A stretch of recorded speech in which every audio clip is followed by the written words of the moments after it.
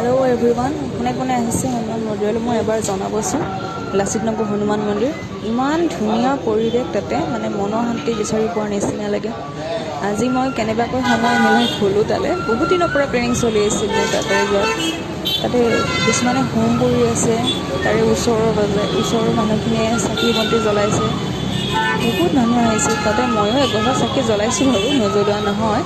আৰু ইমান ধুনীয়া পৰিৱেশটো গৈয়ে মনৰ শান্তি বিচাৰি পাইছোঁ তাৰ ভিতৰৰ পৰিৱেশটো ইমানেই ধুনীয়া আৰু ইমান সুকীয়া এয়া দেখিছে নহয় হনুমানৰ মূৰ্তিটো ইমান ধুনীয়াকৈ আছে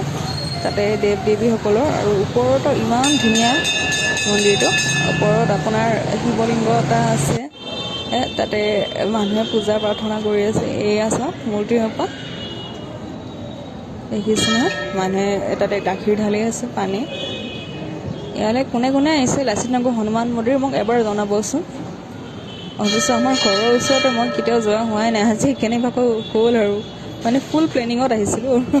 কৰিলোঁ কামটো কেনেবাকৈ চ' আপোনালোকে এবাৰ চাই লওক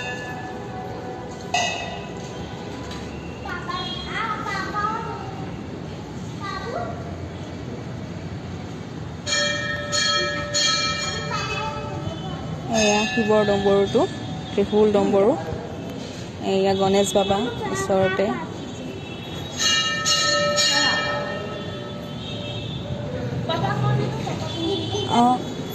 আৰু এয়া ৰাম সীতাৰ স্থাপনাখন মানে মূৰ্তিটো